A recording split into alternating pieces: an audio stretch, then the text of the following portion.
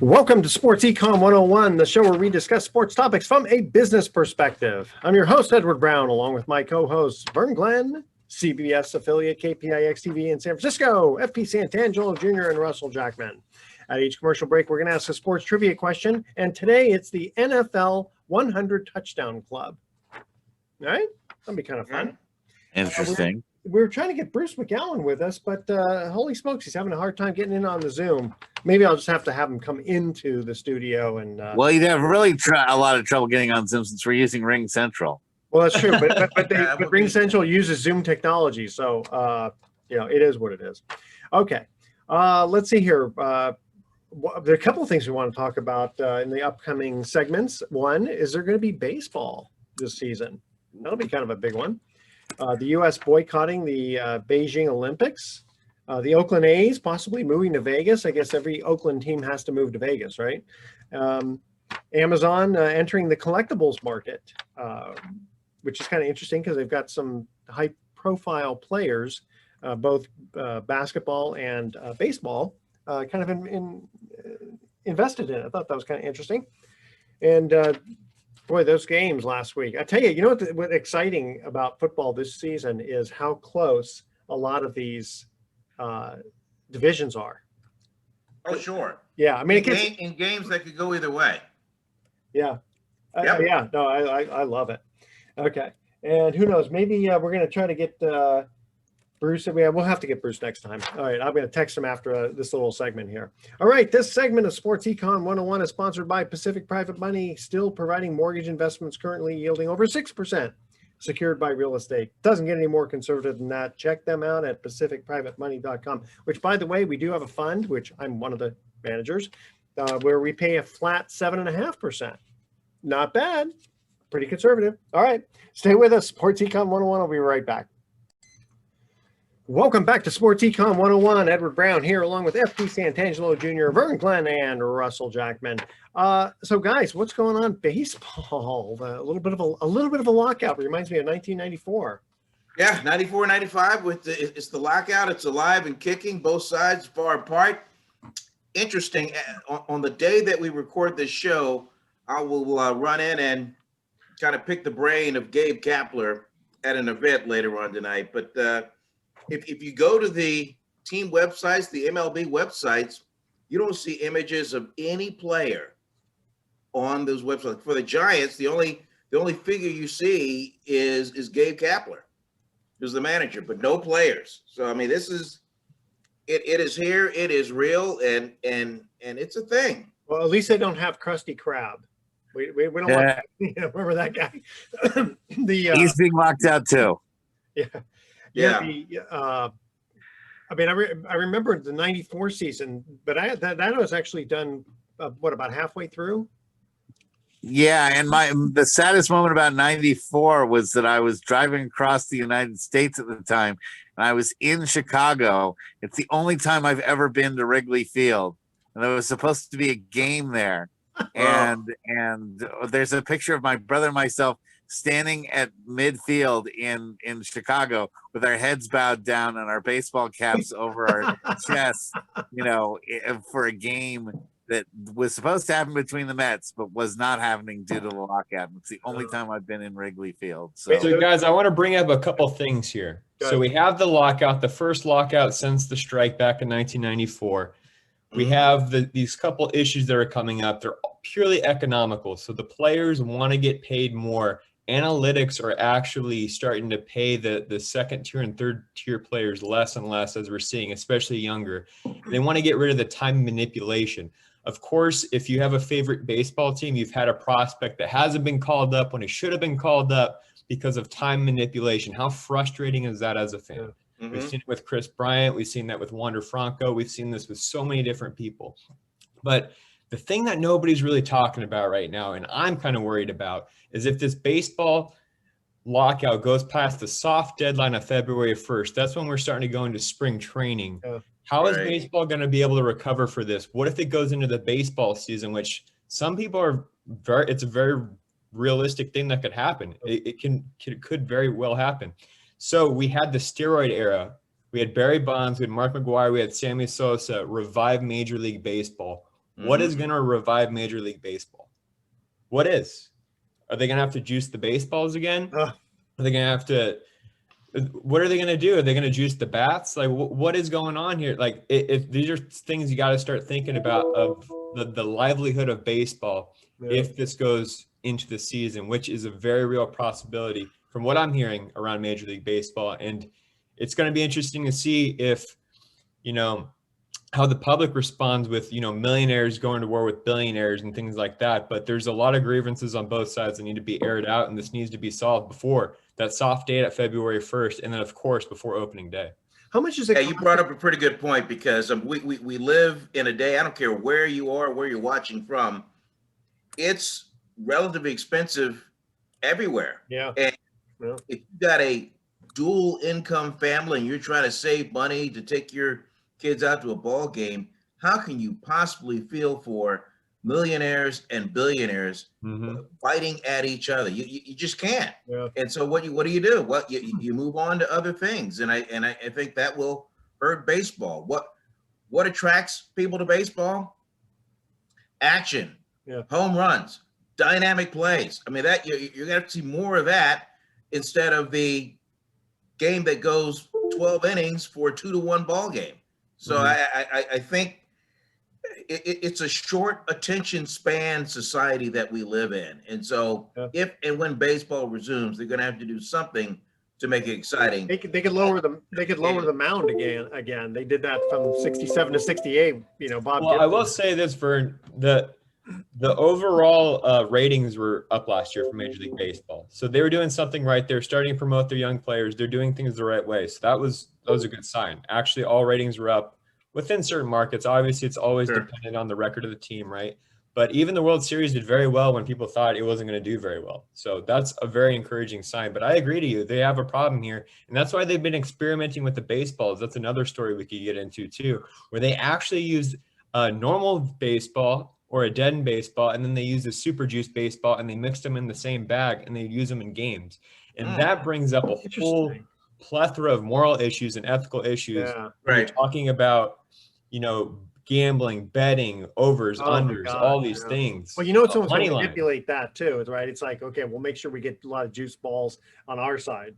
Yeah, so now you're starting to lose the public's trust on that end too. Absolutely. So there's just a whole bunch of things going on in Major League Baseball, and hopefully this is going to be resolved sooner rather than later, but it's going to get pretty messy, I think. One thing I'd like to see that we never probably will ever see is a good long look at those books, a look at how much baseball is generating from a revenue standpoint. I would love to see it. I'm sure the Players Union would love to see it. Well, also, it's like how the minor leagues, remember how they said they were going to up the pay for the minor leaguers?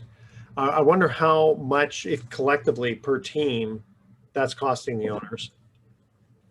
Yeah, it can't be anything compared to what the Major League Ball Club costs. Oh, of course not. But it was just like it went from, a certain plateau and then it just got increased, So, but I don't know how much. Is it costing an extra $1 million a year for all of that, or 10 million? Here's the other issue that FP, feel free to just jump in. I'm feeling bad for these. But for these smaller market teams that really don't have incentive to go out and pay big for a lot of name players. We have the Oakland A's in this market, and they've got kind of a small market mentality. But if they are getting an equal slice of the television revenue pie, what incentive do they have to really spend big? Because they're just pocketing profits coming in from the TV dollar. Yeah, that's actually a great point. And that's something that a lot of the players have resentment towards the ownership, because there's no such thing as a poor team. Let's put it out there that way. Right. There's no such thing as a poor ownership group or a poor owner. So they could pay their players, and they could generate a lot of excitement, and they could start, pushing out their product to the media. They could start calling radio stations. They could bring in top talent on the media side as well and really start generating buzz about their team. But they don't want to do that, because their team is profitable selling merchandise, getting, a couple hundreds of ticket sales per game, nothing crazy, a couple thousand, I should say, rather. And they're just happy sitting on this cash cow that's making some money, right? And they don't want to make it too of an expensive investment. Maybe they have other investments in other places that are more important and more profitable. Well, that's what I was going to ask. And we don't know, is what Jordan Vern says. They don't open up the books. Is even the poorest team, be it the A's or Tampa Bay, how much do they still net after everything? Yep. And I just want to put it out there. I think the medium net worth, so this is net worth, is $2.5 billion between teams. Yeah, but you can't spend that though. It's not cash flow, right? I mean, you can. That's not cash flow. It is net worth. That's like what they own. So it's a lot of assets they own as well. Yeah. That's not cash flow. It's really hard to take out billions of dollars of money and put it into your bank. Everybody knows that. But so here come the Oakland A's, and they've got Las Vegas dangling a carrot in front of them. Come on out there, and then they're promising packed stadiums, which the Oakland Coliseum cannot provide. Yeah, and the true Oakland fan base is loyal. But it is tough to hang on to your favorite players if the A's let them go after a contract. Exactly. Okay, guys, we're going to cut to our first commercial break here. Excuse me. We're talking about the NFL 100 Touchdown Club. Jerry Rice was an outstanding receiver in an NFL career which spanned 20 years. In 2002, he became the first player ever to score 200 career touchdowns. Which quarterback threw the pass that Rice caught for a touchdown for number 200? That's our trivia. What year? 2002. So 2002, Jerry Rice became the first player to score 200 touchdowns. Which quarterback threw the pass to Jerry Rice for touchdown number 200? All right. Stay with us. Sports Econ 101. We'll be right back. Welcome back to Sports Econ 101. Edward Brown, FP Santangelo Jr., Vern Glenn, and Russell Jackman. Guys, Jerry Rice was an outstanding receiver in the NFL for 20 years. In 2002, he became the first player ever to score 200 career touchdowns. Which quarterback threw that pass for number 200? First guess is Jeff Garcia. No, it's going to be Seattle. No? So he was on the Raiders during that point, correct? That's right. That's right. 2002, Rich Gannon. Yes. Okay, Rich Gannon. All right. Very good. And that was teamwork right there, guys. I like it. Teamwork makes the dream work. Yeah. Okay. So, Vern, just before we cut to break, you were talking about the Oakland A's and Vegas, and so I have a little thing here that they're eyeing the site of the old Tropicana Hotel, which is a 35-acre parcel. And I guess that 35 acres would be just enough for a ballpark and parking, probably, right? Okay. I would think so. I would think so, yeah. Right now, Bally's is paying $10.5 million per year on a 50-year deal to occupy the land. The A's said that they could build a $1 billion ballpark in Vegas. Now, but weren't they also talking about doing something near Jack London Square or some other part of Oakland?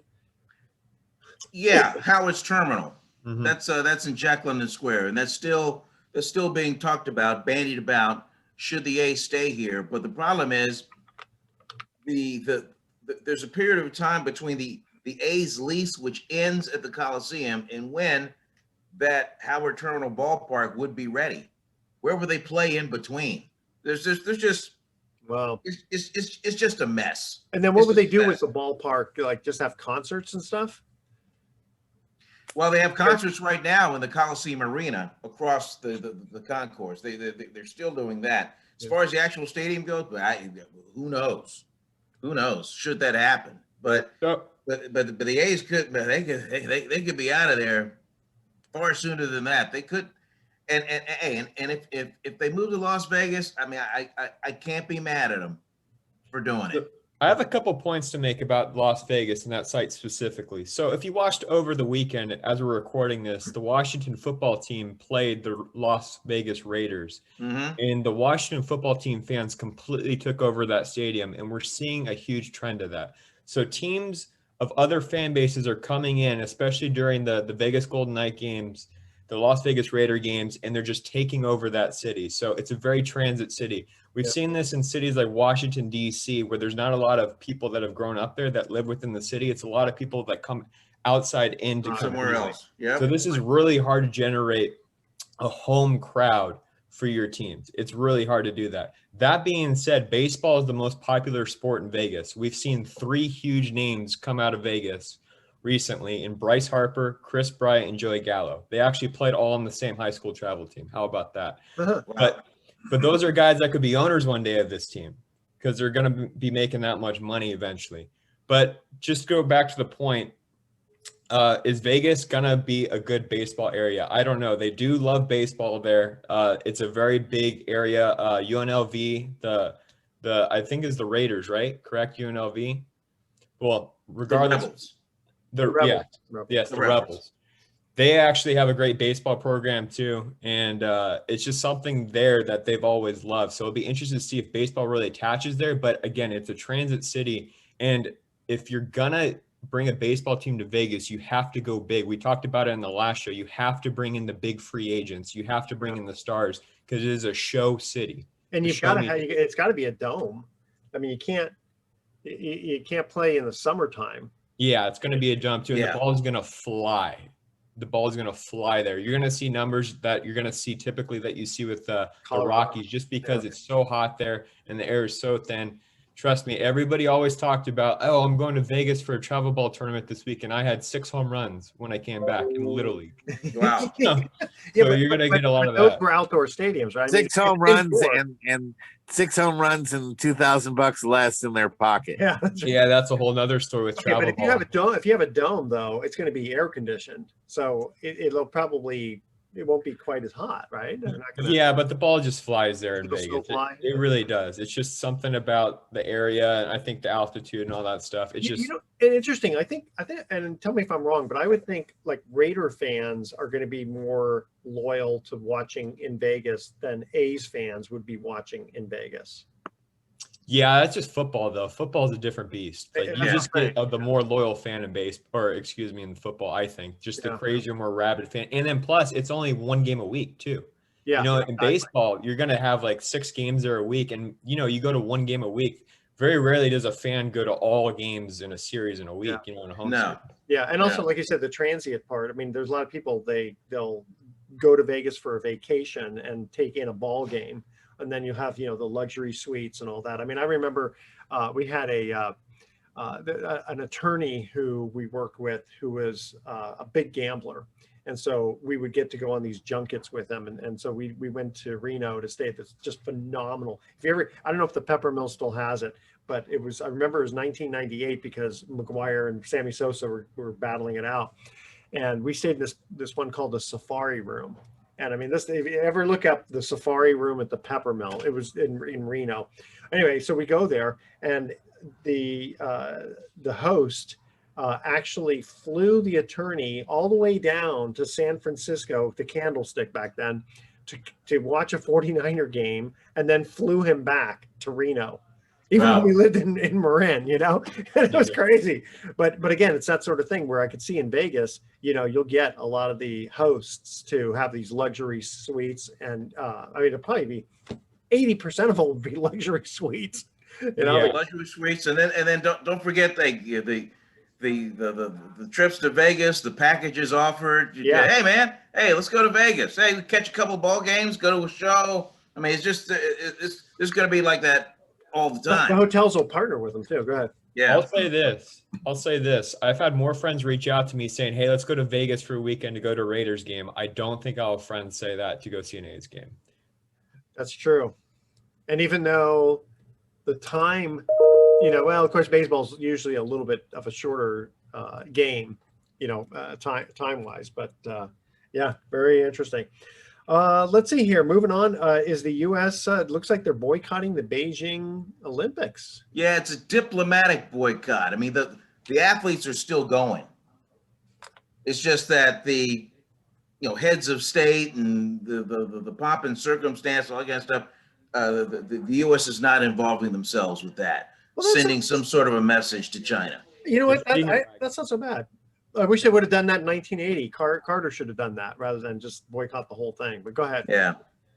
Oh, they're just finger wagging. And I don't think the U.S. is going to pull out their athletes when they usually flex their superiority, their athletic superiority, and how well fed and how well groomed these athletes are to the rest of the world. So that way they can show, this is the American dream. We can make anybody stars, and that's kind of what Western idealism is. And this Even is the president came clean and said, "Hey, you know, I can't do that to all these athletes that have just spend their lives training for Yeah. this moment. I'm just not going to do that."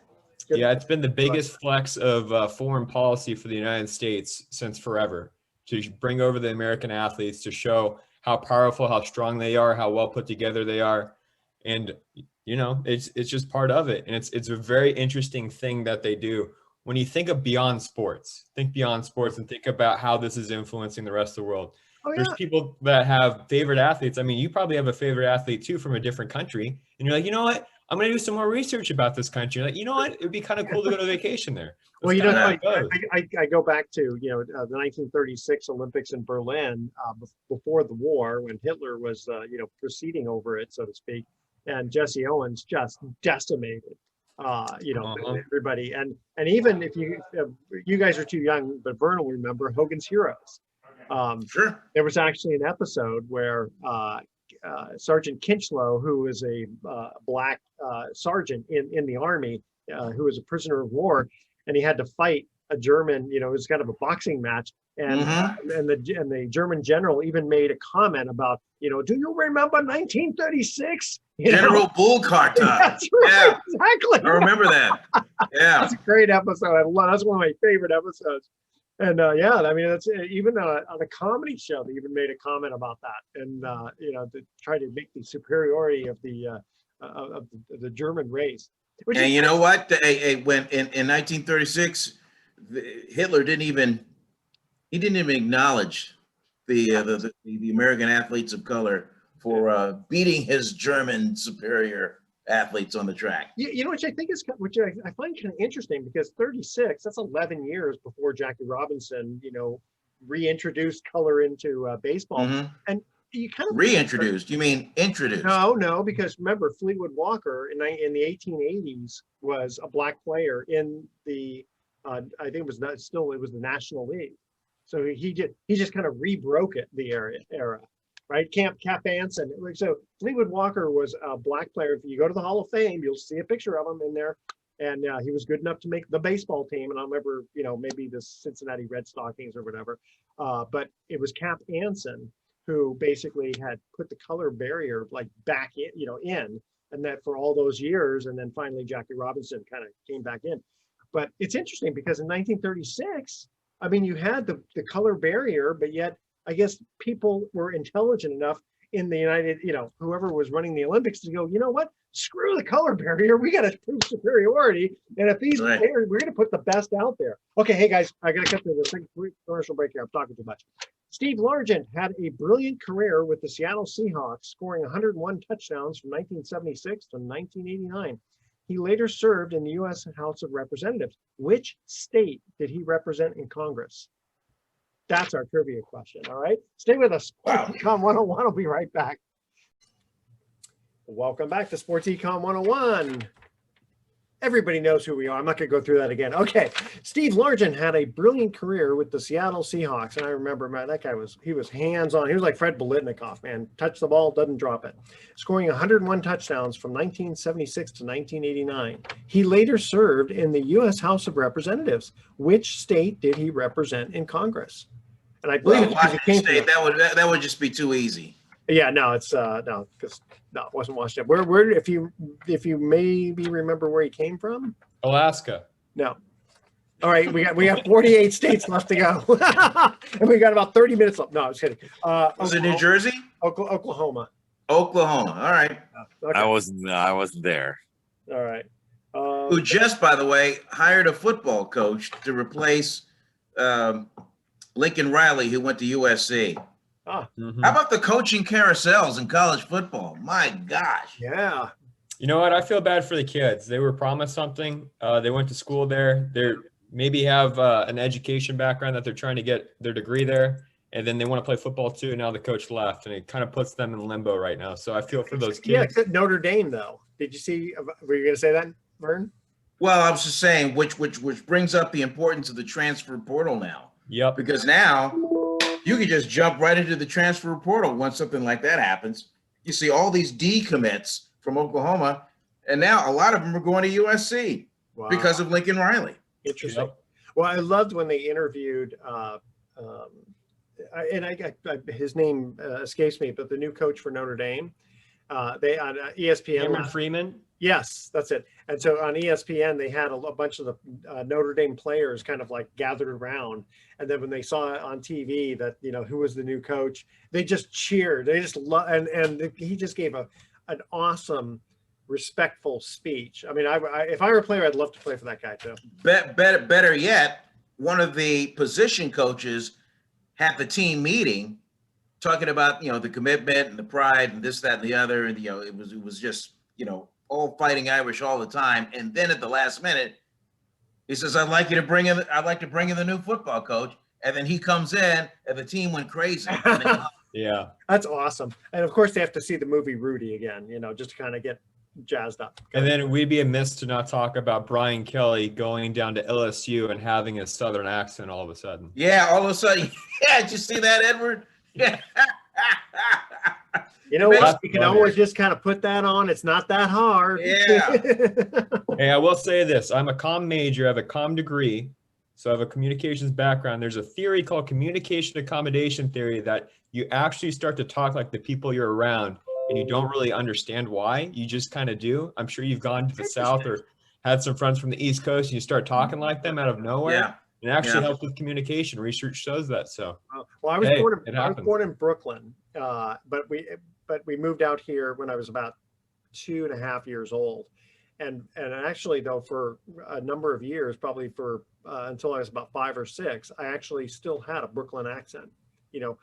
Hey Dad, can you get the ball off the roof for me? All right, hey, want to cover here. So Amazon is entering the collectibles market. Of course, when Amazon enters anything, they kind of probably take it all over. With Dibs investment, Dibs had raised $16 million prior to Amazon's investment with athletes such as Chris Paul, Chris Bryant, Kevin Love, and DeAndre Hopkins. So 3 basketball players and a baseball player. All right.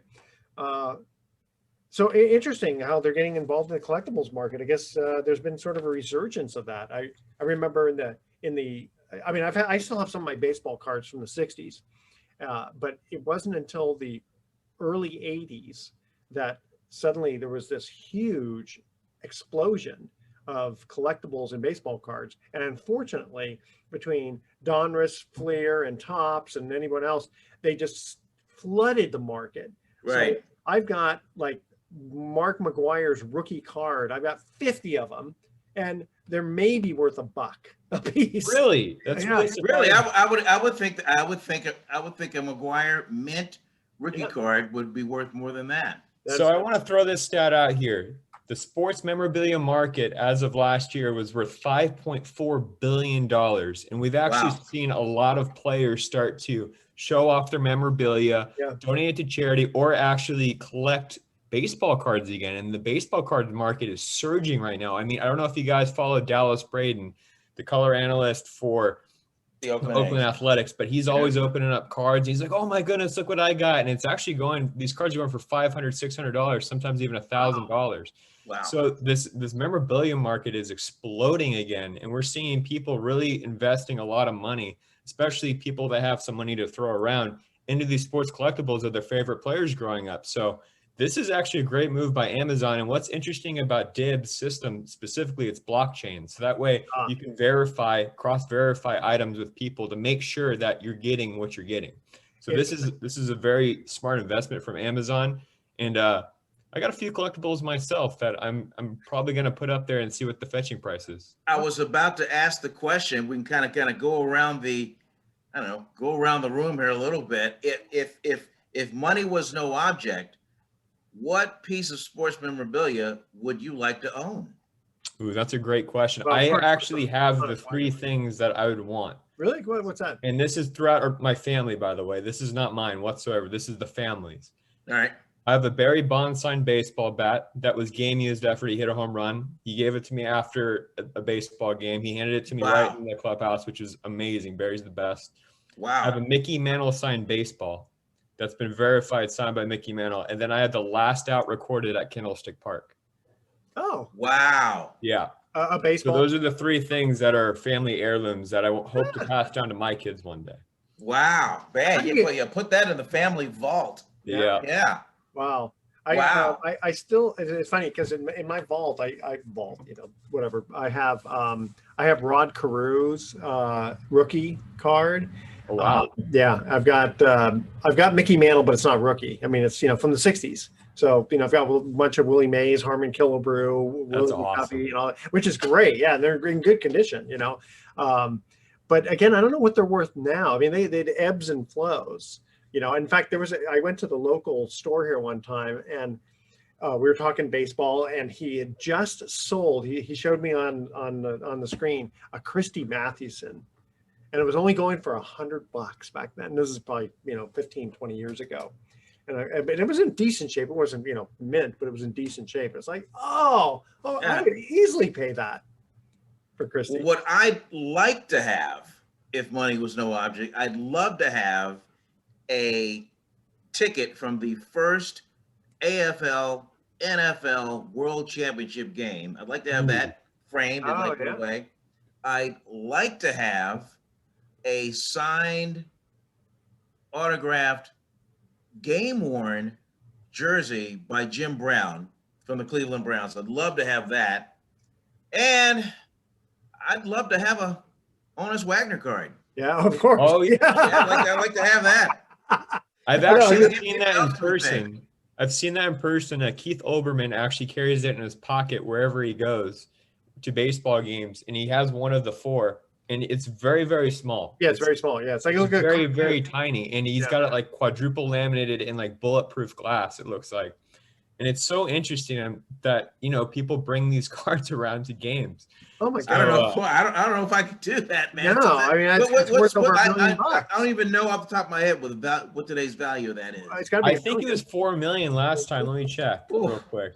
Yeah, gosh, I mean, because I have seen it in person on at the $6.6 million now. 6 million, yeah, that's just great. Yeah. I remember Wayne Gretzky owned it for one of the four or something that One of the four. Wow. Yeah, but the one that's in the Hall of Fame looks pretty darn good.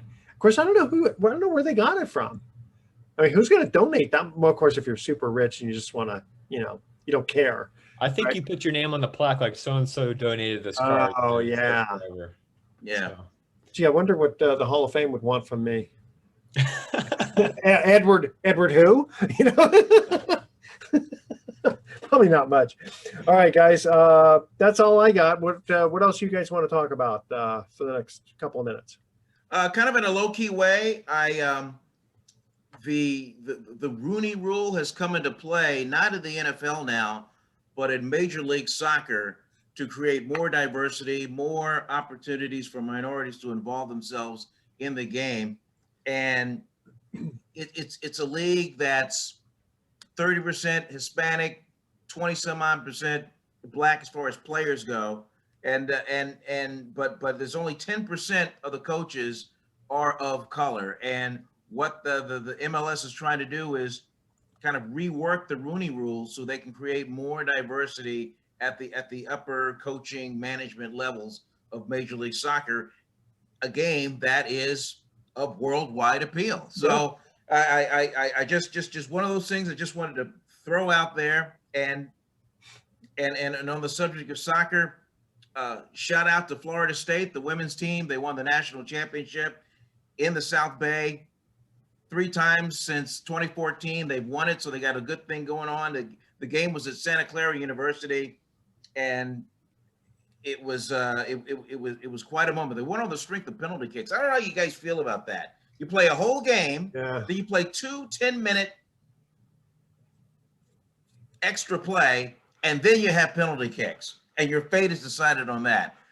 I don't know. I mean, I go back and forth. Better than a tie. It's better than a tie. True. Yeah. True. I mean, but you can't have a tie in a championship game. Yeah. Exactly. So you have to come up with some way of determining who wins. I honestly love the drama that penalty kicks have. And I've been saying in Major League Baseball since we're making all these ridiculous rules, just have pitchers throw only fastballs in extra innings. Just like basically a shootout. Country hardball, baby. I'm sorry. I gave my idea last year. I can only throw 81 miles an hour on this fastball. Yeah. My idea was in the first inning, you have just nobody on base. The second inning after extra innings, you have one runner on base. Then you add runner on first and second, Yeah. and then you have runners on first, second, and third. And you load the bases for the 13th inning. That's not a And bad idea. that way, most games won't last more than 13 innings, and I think most people would say that's enough baseball for. I mean, it's so funny because I remember one of the first double headers I went to. The first game went 19 innings. It's like after that, when you're a kid, you go, "Hey, the more baseball, the better." But as an adult, you go, "Get me out of here! I got other things to do." Speaking of baseball rules, what was very interesting in the recent negotiations between the players and the ownership groups was that the universal DH was actually pulled off the table.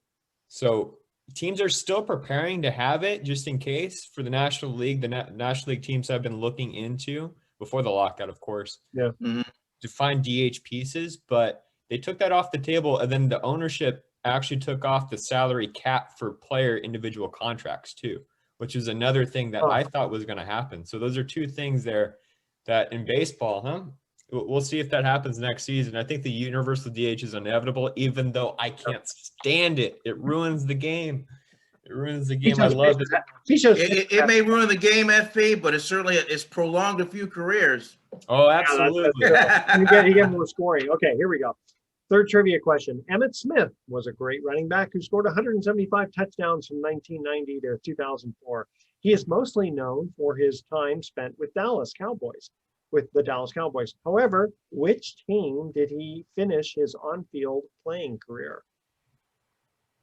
Okay. Sort of like when Johnny Unitas ended up with the San Diego Chargers. Like, well, yeah, which was wrong. Yeah, that's just wrong about that. All right, stay with us. Sports Econ 101. We'll be right back with some closing comments. Welcome back to Sports Econ 101. Last time for today, I'm Edward Brown, your host, along with Vern Glenn, FP Santangelo Jr., and Russell Jackman. We will have Bruce McGowan on sometime. I know it. Okay, guys.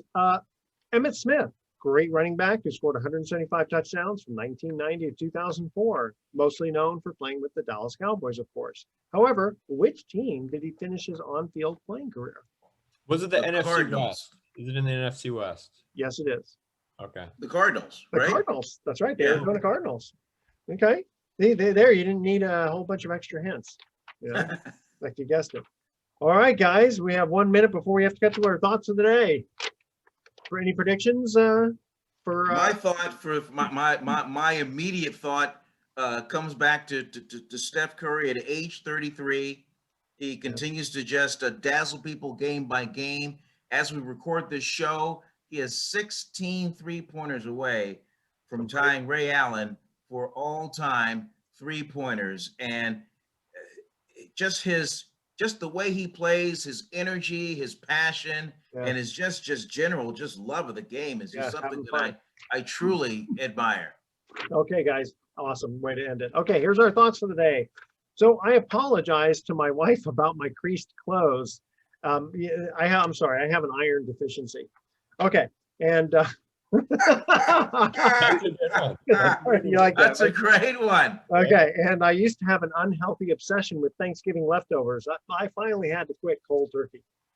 All right, another good one. I can actually. All right, we got a couple smiles out of you guys on that. All right, tune in. Iron deficiency, very good. Like that?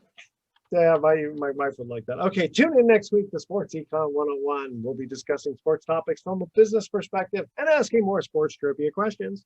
Thanks for listening. On behalf of our team, I'm your host, Edward Brown. We'll see you next week. Adios. Oh, wow.